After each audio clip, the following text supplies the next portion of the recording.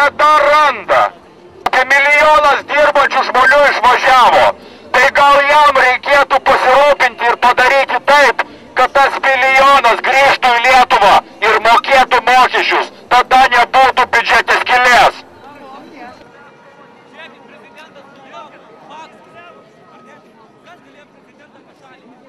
Atėjau, kad, reiškia, palaikyti savo liaudį, už tai, kad labai jau nori nuskriausti pensijas, dar, kaip žada, pensijas, sakant, kiek sumažinti, žmogelį už kokias 800 gaunant, kaip pragyventi. Būtai viskas brangsta, maistas brangsta. Tai sakant, norisi, kad kiek, sakant, biškutį pagalvotų valdžia. Sau tai ilgas, sakant, jie neblogas įmasi. A darbo liaudžiai, kurie pradirbė, sakant, visą amžių, liekam, sakant, mes jau labai nuskriausti.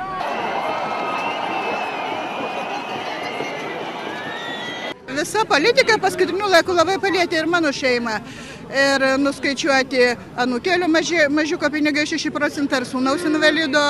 Ir žodžiu, kaip įmonė, individuali įmonė, mes kažkodėl gavom didesnius mokesčius negu akcinė bendrovė ar uždara akcinė bendrovė. Ten be jokio didesnio paaiškinimo, kodėl tai bus. Ir dabar, pavyzdžiui, galvojam, ką daryti, ar persirikiuot mum į uždarą akcinę bendrovę.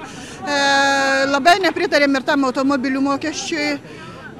Ir žodžiu, nepritarėm visiškai šitai politikai. Nenorim, kad Lietuva taptų Bolivija. Matom, kad didžiulė yra korupcija, matom aroganciją Seimo narių, nesiskaitimą su liaudim, turėtų labiau žmonėm paaiškinti, išleisdami įstatymą, ką jie to nori, kodėl viskas. Ir žodžiu, nesijaučiame padarę spragas tam biudžete. Ir manau, kad biudžetas, jeigu jisai būtų tvarkomas protingai, tai šitokių dalykų nereikėtų iš paprastų žmonių ant pinigėlius.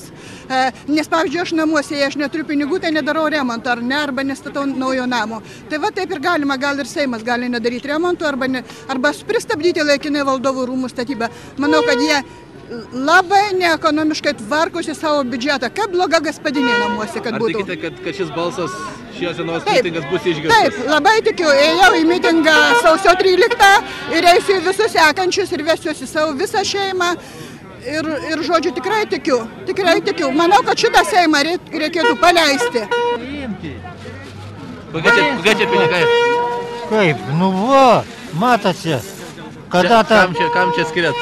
Kam? Valinskui? Praskleiskit dar šiek tiek. Jis kada mokėjau baudą, centuką atnešau jam.